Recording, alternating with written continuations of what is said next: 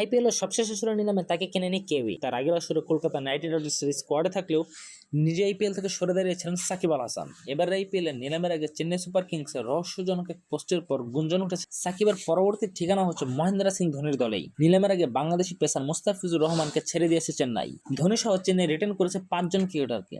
এর মাঝে আছেন অলরাউন্ডার রবীন্দ্র জাদেজাও। এবারে নিলামে 25 জন ক্রিকেটার কেনার সুযোগ থাকছে চেন্নাইয়ের সামনে। নিলামকে সামনে রেখে চেন্নাইয়ের ফেসবুক পেজে দেওয়া হয়েছে রহস্যজনক এক পোস্ট।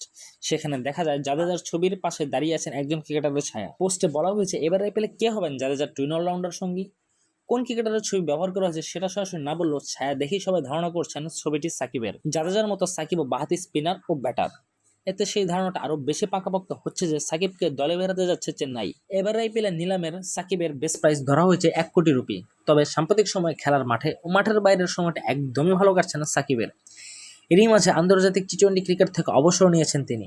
ব্যাটে বলে বর্ণহীন সাকিবকে শেষ পর্যন্ত কেউ কিনবে কিনা সেটা নিয়েও আছে শঙ্কা। আইপিএল অবশ্য সাকিবের রেকর্ড বেশ সমৃদ্ধ।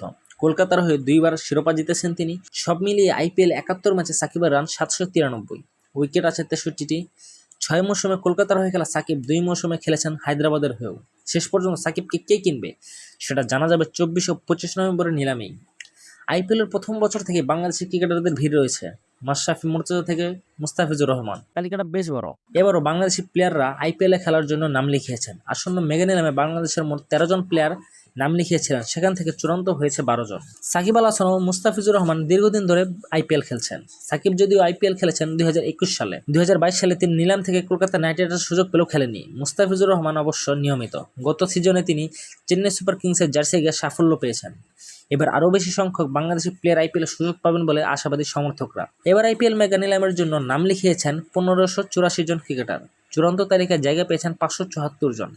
আগামী 24 ও 25 তারিখে মেগা নিলামে ভাগ্য নির্ধারণ হবে এই প্লেয়ারদের।